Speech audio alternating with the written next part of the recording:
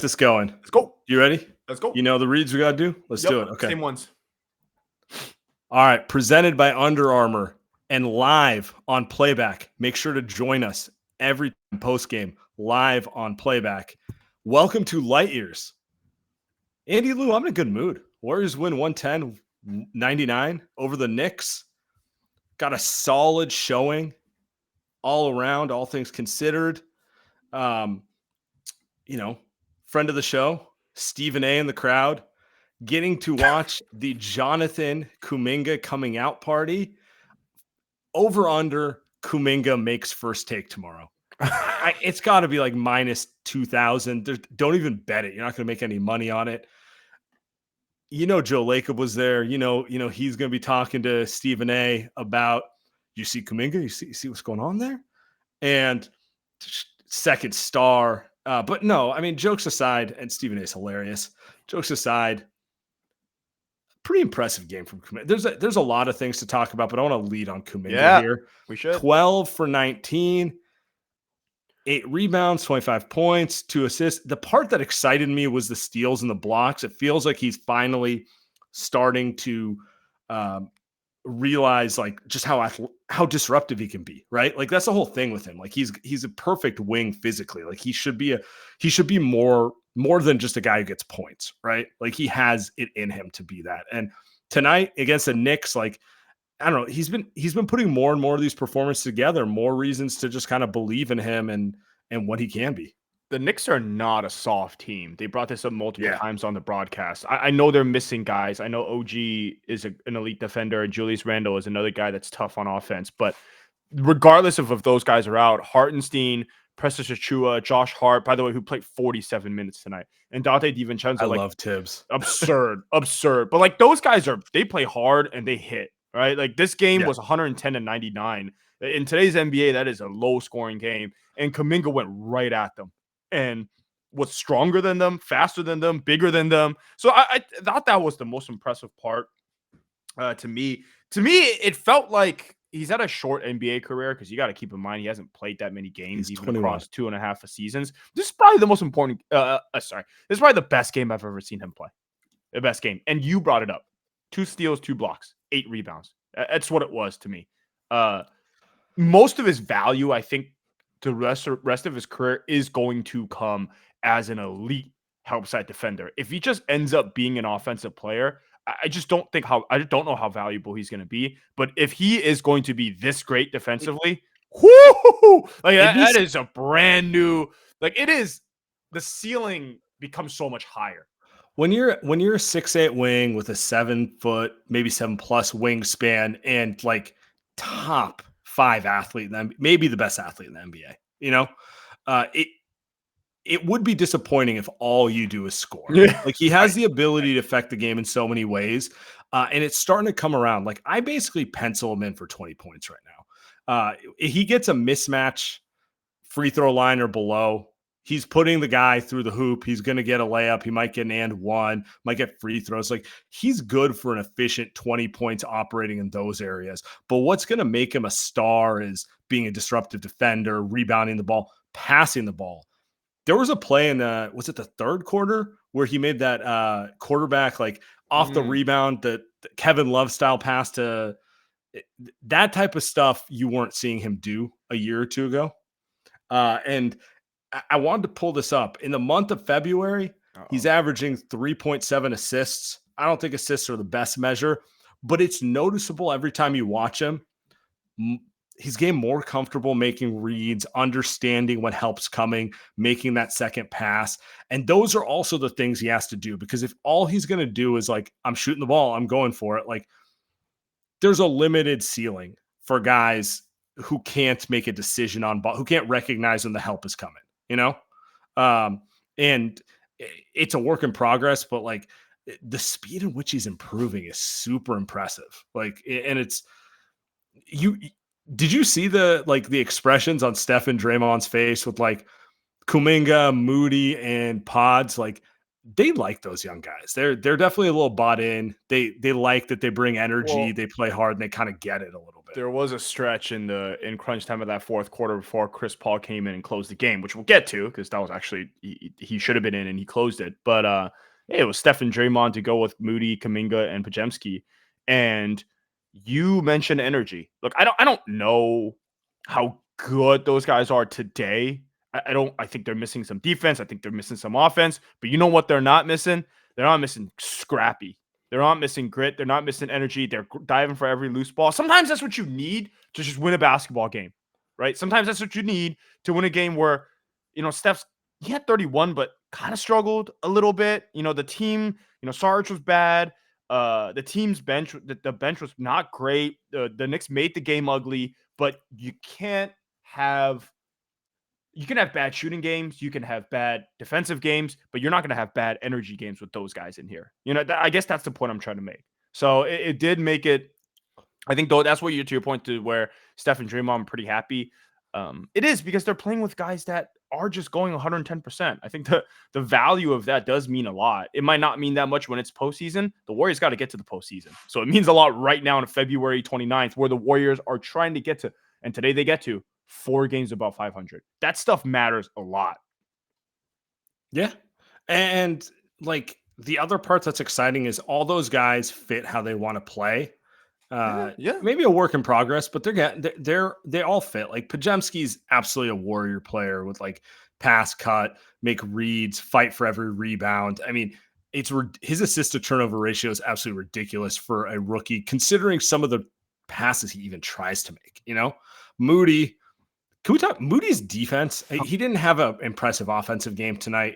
3 for 9, didn't hit a 3, but kind of locked up Brunson down the stretch. Yeah. He finds a way to make an impact, and I think he's the biggest beneficiary of Wiggins being gone right now because he can play 20 plus minutes. I understand they have a little bit of minutes crush in the rotation, but I feel like if he just gets 20 plus minutes every night, he knows he's not going to get yanked on his first mistake or missed shot.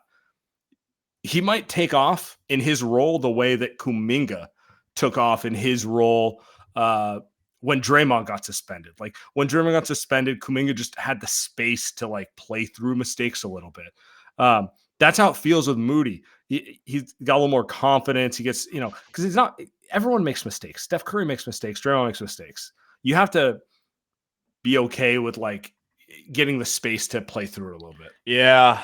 We're doing Moody already. Okay, let's do Moody. Yeah, this was the game where, dude, you look at the box score, it doesn't even look good. Dude, no. If you didn't watch the game, you'd think like, what? He right? Didn't do anything really, right? Yeah. You're watching this and you're just like, 8 points in 26 minutes and couldn't make free throws, couldn't make threes. But I think the question about Moses Moody, and why he didn't get minutes is he's playing behind Clay and Kuminga and these wings and Wiggins, and he can't guard the one. He's not quick enough.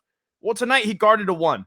He guarded Jalen Brunson. Now, Jalen Brunson isn't a super quick one, but he's a super shifty one. If it wasn't for Moses Moody tonight, Andrew Wiggins, who's not playing, would have guarded Jalen Brunson.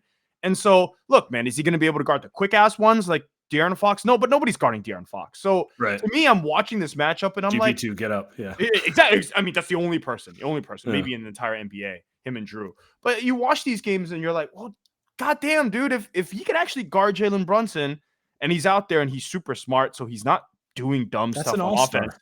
That's really, he should at least be playing 20 minutes a game, and everybody's saying it. We've been saying it. I just think it's so obvious to the point where now he's even acing the part that I think they thought he couldn't do. They're telling us he's not good enough on defense to guard one, so he doesn't play. They're telling us he's not good enough on offense where he can fit in, so he doesn't play.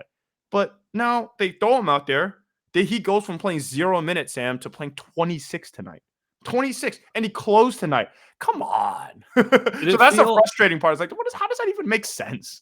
Did it feel any different with Moody in there in place of Wiggins? Surely. Neither of them can make No, I agree. I agree. No, I agree. This is, in Moses Moody's career, very, very short career, I do think this is the moment that he can, if he takes charge of this moment, we might never see the other guy again.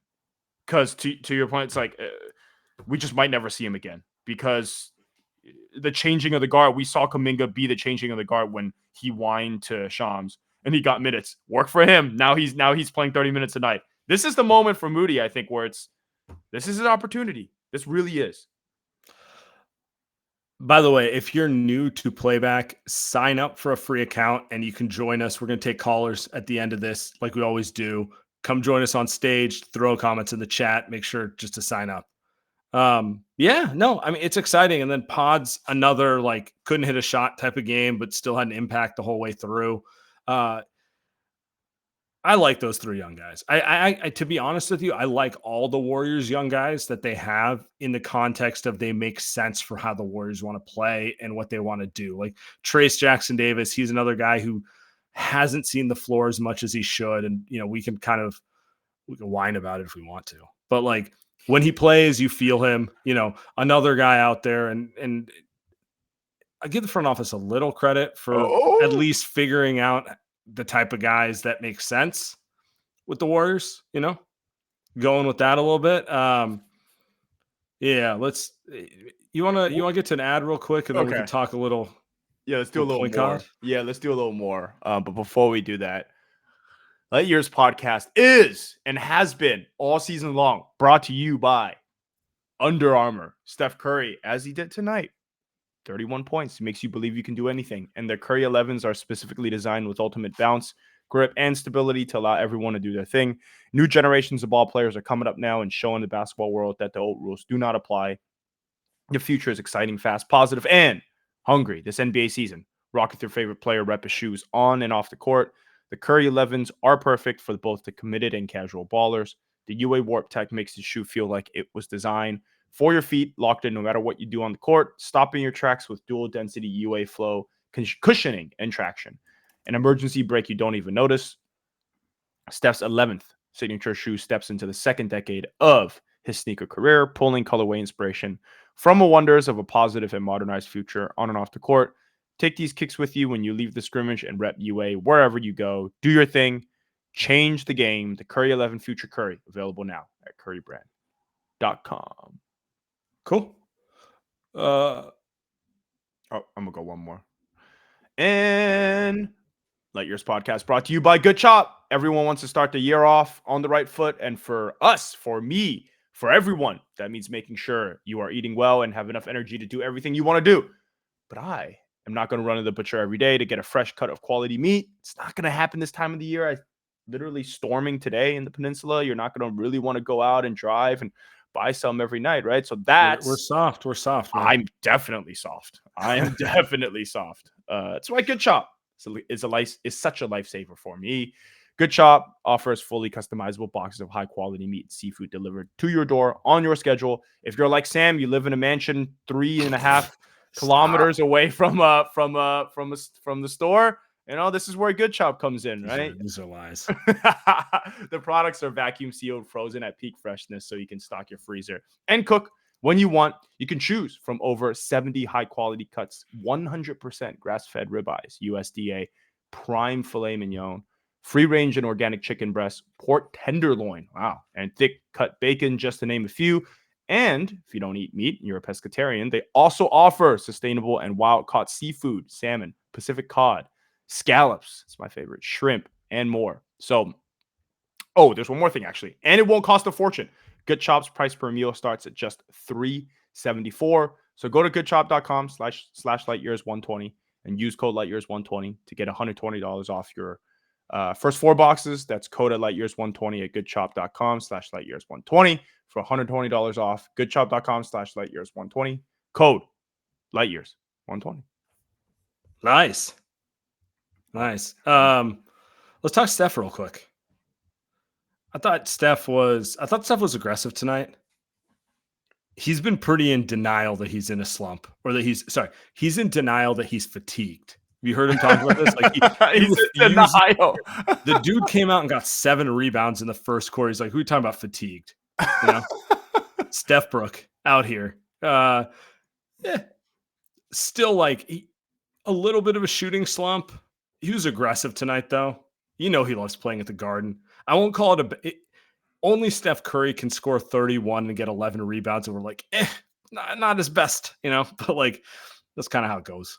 That's funny. The denial stuff is funny. Yeah, I don't think it was. I thought it was going to be a super Steph bounce back game, 45 or something like that. But he went a little cold, turned the ball over a little bit, but he finished. He finished in the fourth quarter because he's the clutch player of the year. By the way, did you see the odds for a clutch player of the year? Steph, overwhelming. Pretty funny. I don't ascribe to fake awards, but I hear you. They are fake awards. They are fake awards. I don't even know why the NBA comes up with this nonsense. It's totally subjective awards. Just fix the officials. Like, that's all we want, guys. I don't need a clutch player of the year. I need you to not call a foul when someone snaps their neck back. Sorry. Funny because tonight I thought after Steph didn't get that call, which was absurd. I don't even know how they didn't get a tech. They were all bitching at the ref. Jalen Brunson didn't get any calls tonight, which I thought was hilarious because Jalen Brunson is one of those professional grifters, right? He's so good at, you can say, stab his head back. So, do you feel like since the All-Star game, they've been calling games a little straighter? Dude, am I the only one? Okay, so I'm glad you brought it up. I didn't know if I was right or not. Look, I'm not going to sit here and act like I watch all the games, but I kind of feel that way.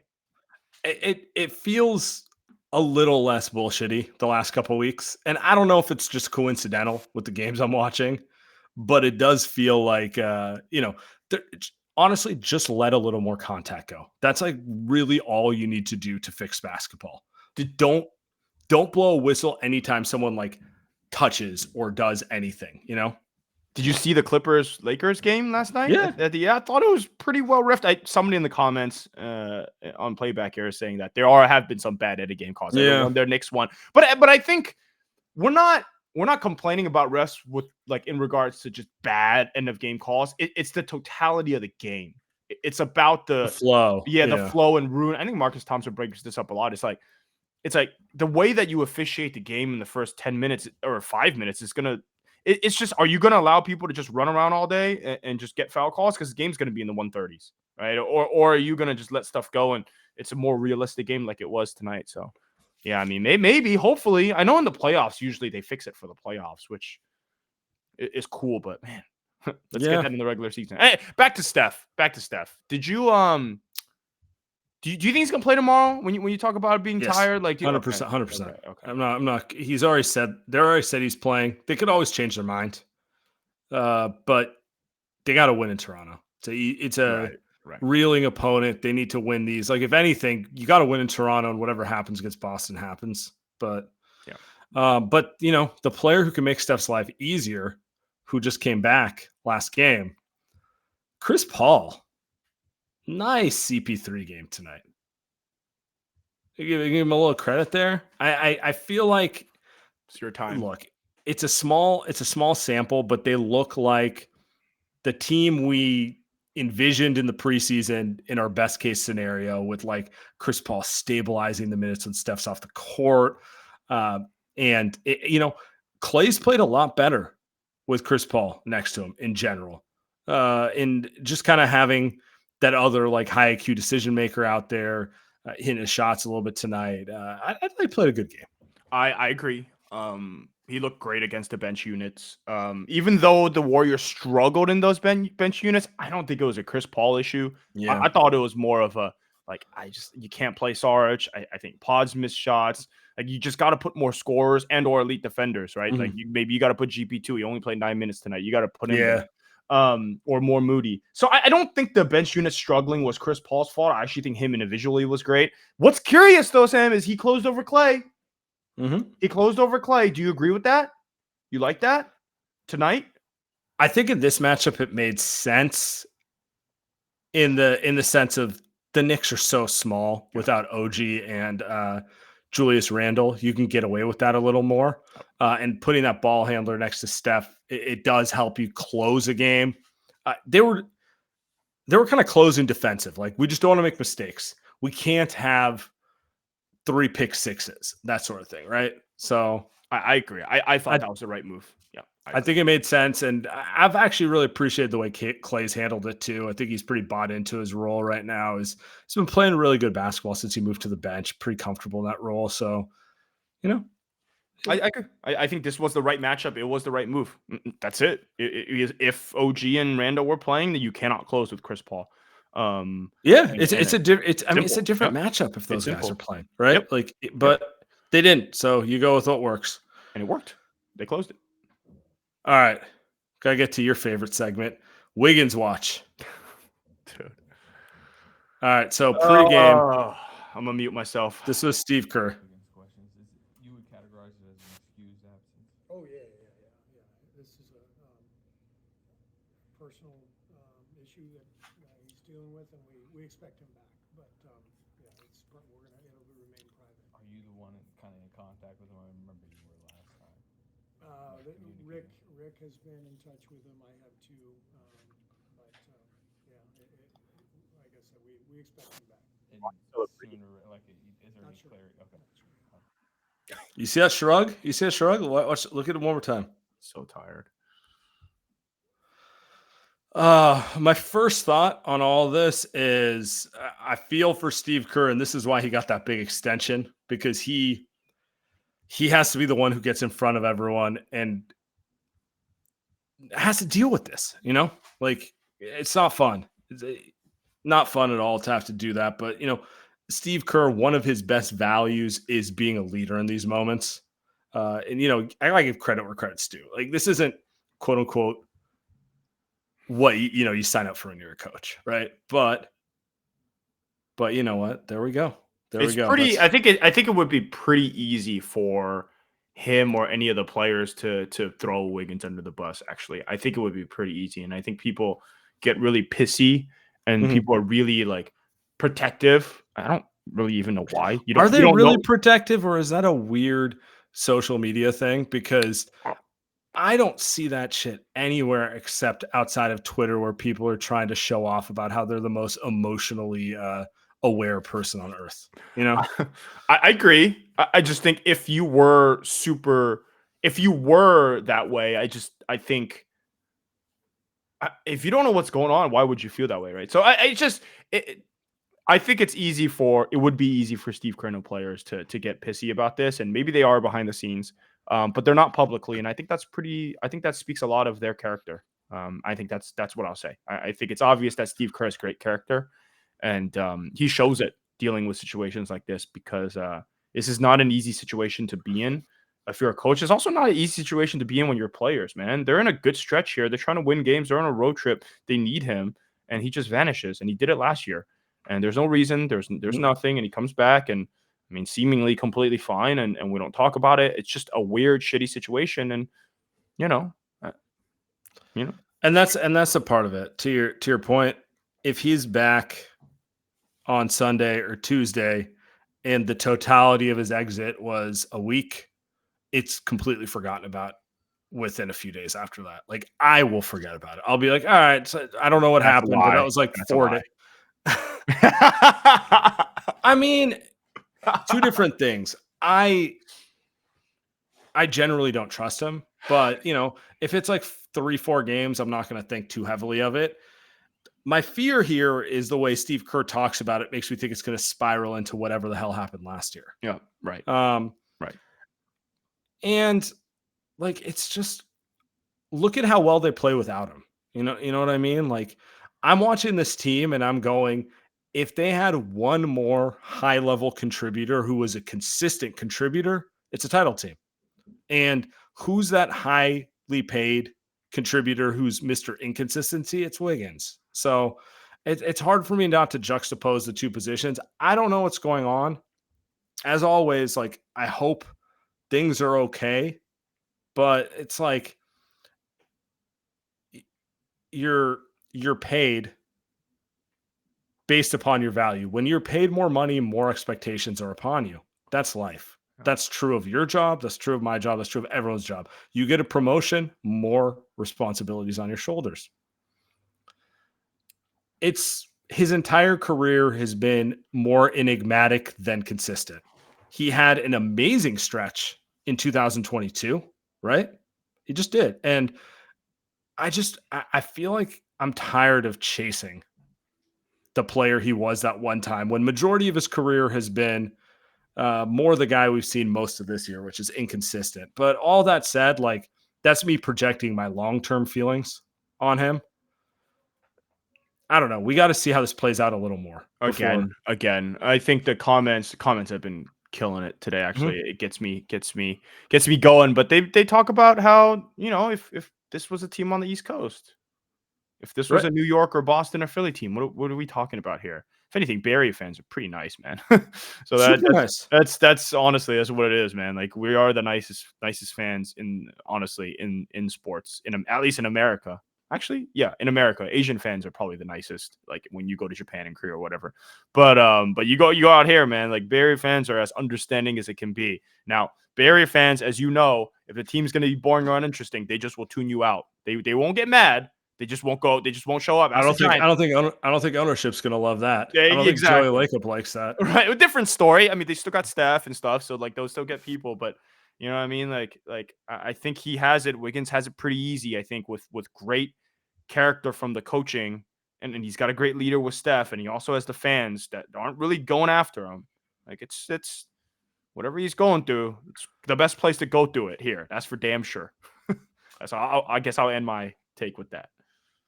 Yeah, I'll see how it plays out. I'm pessimistic about the whole thing. I am too. I am too. I don't think he's coming back. There's always a chance he's back in 2 games, and you and I will laugh about this a little bit, but it's like he doesn't really have credibility in my mind. That's the whole thing. When you do what you did last year, you come back and kind of just like don't say anything, and everyone just like pretends it wasn't a big thing, and then you do it again at the same time of year, right after the trade deadline when everyone was looking to shop you. Like, what do you expect? Like, why would I believe in you? Why would I believe in you, dude? But that's kind of where I'm at with it. Whereas like Clay was really struggling most of this year. I give him a little more slack given how much I know he wants it. Given how much I've seen him go through all the different time. Mentality, different dog. Yeah. Clay got the different dog. Yeah, credibility. It's all about credibility, man. It's all about credibility. Anyway, I say we get to some callers. Look, we're gonna have to talk about this pretty much every episode until we get some sort of answer. I'm not thrilled about it. I know you're not thrilled about it, but it is what it is. See what the goons are up to. Yeah. Oh, what's up, man? Yeah, what's up, y'all? Yes, can hear me? Yeah, we can hear you. How's it going? It's good. I was just, same with y'all. I was just really impressed by the young guys tonight. I saw Moody was doing that stuff on Brunson in like the first half, and I thought it would be like, oh, just like a little story, but like that was really to me like the story of the game.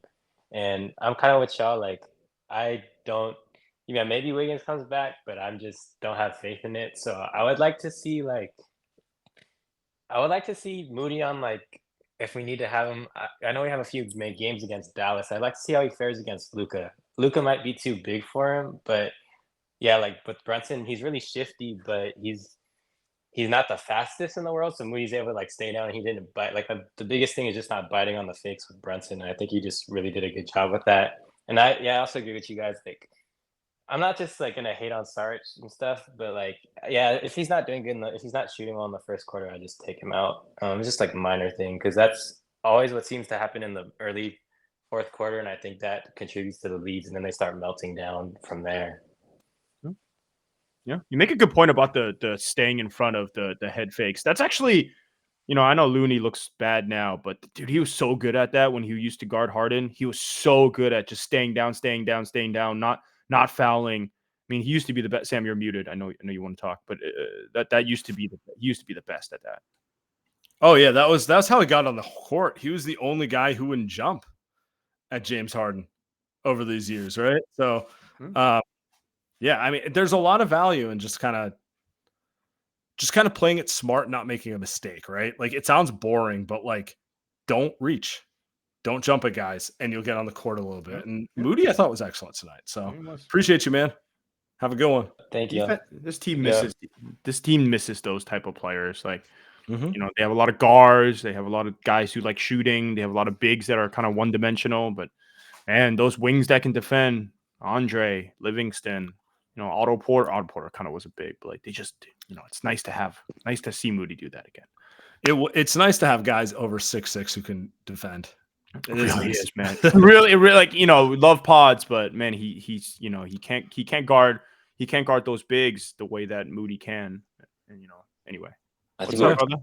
it's Mo Moody minutes. What's up, man? What's up, guys? Big win. I think I'm with everyone else on the Wiggins thing. It's just kind of like a shitty situation that gets brought up all the time. It's just brutal to listen to with everything else going on. I had kind of two questions: one Warriors, one NBA as a whole. Okay. Warriors. I like I was thinking how much I was watching some of Kuminga's early games compared to where he is now. So how much of that do you think is part of like the frustration that we had with Kerr, where he'd bench him, but like to get the point across of like slashing more, rebounding, being more defensively involved instead of just because there was just so much floating in the first 7 games. And it's probably a little bit of like chicken and the egg, where it's like I was literally gonna say, yeah. But I think the way that he's developed, Paz has developed, TJD looks like he's developing. It's just like an interesting note where like everyone, I'm not like a Kerr apologist, but like just crushes him. So, I mean, even Joe Lacob gave Steve some credit there. I'm thinking of the interview he had with Tim Kawakami. I'm going to try to bring it up. And he says, people say Steve's not a good development coach, but would Kuminga be where he is without Steve's tough love? You can't say. I do think there's development's like it's more of an art than a science, right? So Steve, we know what Steve wants, but I think he's consistent, which is the most important thing in this whole thing. And to your point, like, yeah, it's frustrating not seeing JK play for as long as he did, but it's working, right? Like it worked. So if we get to the end point we want, like you have to, you kind of have to go with it, even if it was infuriating, like for 2 years watching it go on. Yeah, a little like Machiavellian, Yeah. Sure. Second thing, I've been thinking about this for like the last 2 weeks. I don't know why, but I feel like I've been getting hammered with the propaganda of like Adam Silver being like one of the best commissioners. Who the just like Wait, did you time travel to 2015? Like on where? On network, to talk about On where? On where? On network television, like Got it. Oh yeah. Okay. Do they call him Adam? That's my favorite thing when they're like, hey, Adam feels this way. I'm like, he's not your friend. What are we doing? Maybe Mr. S. I don't know. But I still think, like looking back on it, like David, like how incredible Commissioner David Stern was, where the league being able to capitalize. Because I think there's like so much so much growth, and like the game has just gotten to be unbearable to watch at times. So I was wondering, like, what do you think? What changes other than the refs do you think we need to be put in place? Like, I kind of like the point of changing contracts where it's you get incentive to be an All NBA player over 4 years versus just the year that your contract expires, you have to be All NBA and play 75 games or whatever, 65 games. I don't know. I just feel like I'm not sure if it's irreparable. That it's just like there's been so much player empowerment where now it's just until revenue starts to decrease and valuations go down. Yeah, man, that is a great question. I'll go first. And I'll pick the obvious one. Man, I just love to see 15 less games. Can we figure out a way so that the loss of money short term they can sell it so that, hey, long term, things are going to be even better product, right? Yeah. Long term, but obviously owners are going to be like, no, I'm not going to take, especially with this TV deal, we're not going to take less, of course, because millionaires and billionaires are billionaires and risk and stuff. So, but I would love that. I would love to see 66, 65 games. I actually don't think players would like it either. I think players are kind of like, well, I want to get my numbers, right? Like your number, like Steph, all of a sudden Steph's playing 65 games. You know what I'm saying? Like stuff like that. So I don't know. That's the thing that I would love to see. The less we see of the NBA, the better, because it just drives the value. The NFL is the NFL. What if we just had the NBA play three times a week, right? We just had them play that Saturday night slot, right? Sunday or maybe 3 or 4 times. Right? Tuesday, like, you get my point. Tuesday, Thursday, Saturday. Whatever. Sure. You get my point. Yeah. Yeah. It would be great. You could push it past football seeson, right? So if you have 65 games, you could kick it out, start the season. Because I thought that's what they were going to do when COVID happened, was that they would just adjust the schedule so they would just compete with baseball. I thought that was obvious thing to do. So like the finals would be in August, Yeah. and then See- you that way. I think basketball's still salvageable. But see, baseball's so cooked. I love baseball, but Yeah. like they're so like it's just I think it's an easy sport to compete against compared to college football and yeah. I mean, I think college football is getting even bigger, right? I mean, Yeah. shit. I mean, college basketball's cooked. I mean, like you look at that. I mean, even college basketball's dead. I mean, college women's basketball does better. Actually, college women's basketball does better than the WNBA. Anyway, Sam, what's your fix? What you got for us? I think the NBA leaned too much into entertainment under Adam Silver. Too much like, well, people like offense, so let's skew the rules to offense. Well, people like rumors on social media, so let's make that the coverage. And so my fix is, because Silver's not a basketball guy in the purest of senses, let the rules committee, let the basketball people set the tone. You know, I think people ultimately like competition. People know what looks like real basketball and what doesn't look like real basketball. People want things to be, people want like the unwritten rules. You know what I mean? Like they want players criticized for jumping ship. They don't want to be lectured that they're like bad. Oh, players have agency. They can do this sort of thing. You know, like it has to kind of feel like how you grew up a little bit, where there's pride and kind of the unwritten rules is really the term I keep coming back to. Like when that stuff doesn't matter, then you just start losing people. Like, oh, why should I care? If this is all just a business and no one cares about anything, then why should I care? You know? So I would lean into whatever gets basketball back to like the soul of the game in general, you know? Yeah. And I don't know if that's just like appointing a rules committee who oversees stuff. But to your point, the thing I always appreciated about David Stern, he wasn't perfect. He didn't make every good decision, but he was not afraid to be unpopular, which I think is an important quality if you're going to be in charge. Because sometimes you're going to make decisions that no one wants to hear, but in 5 years they'll be like, you know, you're right, you know, that sort of thing. So Goodell, I think that's a good way to look at it. Yeah, like, bashes on Goodell. And then the last point, I think, too, like the other tipping point was just the focus on the individual player. Like we talk about who's the face of the versus franchises, like the NFL, right? Like you're a Niner fan. If Dre Green's not there or not there, or if, you know, Purdy's there or not there, or Ayuk is there, like obviously you like those players and you might follow them. But the NBA is so player driven. It's like I don't really give a shit where James Harden plays or Russell Westbrook plays or Ant plays. Like, you know, at one point you used to be like you're a fan of the Warriors. So I don't know. The fan, that's an interesting one. I mean, it goes right back to your player movement thing, though. It's, dude, what's gonna have the most passion is always gonna be an actual fan base, and it's not player fan base. I mean, I'm sure LeBron has a big player fan base, but like that doesn't move the needle. You know, like having a great team in Portland like moves the needle more than like, okay, can you put James Harden? Like that doesn't do anything.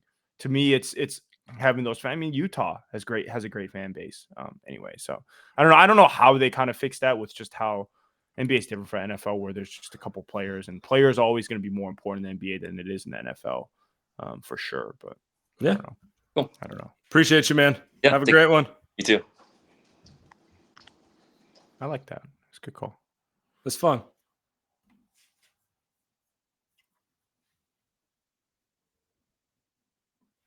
Somebody brought up the NBA being global versus the NFL being the United States. I never really understood that one. Like it never moved me because I'm like, I don't think. I also don't think it necessarily like it's factually true, but I don't think it's the reason that the league's trending in ways that lose consumers, if you know what I mean. Yeah, you really whatever. Anyway, sorry. Go. Gio, what's up, man? Oh, it's Gio. What do we got? Yo, can y'all hear me? Yes, yeah, sir. we can hear you. We just like talking over you because we're assholes. Yeah, I know. Honestly, I want to talk about the whole Wiggins thing, and mostly like the way the media is covering it. I mean, because the idea that if this was like Steph or LeBron just like deciding, you know what, I'm not gonna play basketball for 2 months like every other year. This idea they would accept that premise in any capacity is insane to me. And the way they talk about like the whole situation is weird to me. Like It's your job So to is it ask is your questions about it. is your point that you think everyone's too soft on Wiggins? Like they're No, just my letting it point skate by? is, my point is, you're a journalist. Ask questions. Like, why are you doing this whole like this whole thing? I'm Gareth Burr. Like, why is she doing this whole thing about? Yeah. Yeah, it's just dumb. Like, it's just dumb. Like, ask questions, bro. That's your job. Like, I don't understand this. That's my take. It's not just stupid. It's just dumb. That's my take. Ain't Whatever. wrong. Fair enough. A basketball take for us, Gio? You got Chris Paul. You like Chris Paul's minutes tonight? I mean, listen. Like, the thing is, I not watched the game today. I was busy. But Yeah. honestly, like, just get me a big. It's not Sarek, okay? Like, get me like a center that can like do something. It's not, or that's not Sarek. That's my take, honestly. Because I Yeah. think CP is fine if you have like front court depth, right? Yeah, if you have a big man or a good four, he's fine. But like, No players over 6'6" allowed, buddy. yeah, whatever. I don't disagree with you. I love Gio. Yeah. No. I appreciate you, Gio. I love Gio. I don't think he's ever happy. I don't think he's always something with Gio. That's our guy right there. TJD looked good tonight, so there's that. Man, Sarge has got what? What do you think? Over, maybe we'll end with this. Sarge has got how many games left in the rotation with Chris Paul before Kerr has to bench him? 2.5? 2.5 bad ones? He was bad tonight, but he wasn't bad last game. Boston's gonna be a problem for him though. Yeah, no, and then Milwaukee. Yeah, it might get rough for Dario. Yeah. I do like that they're playing him with Trace. Like the combination makes sense. He's the stretch four with the young, athletic rim runner. If this doesn't work, I don't know what you do. Then he might.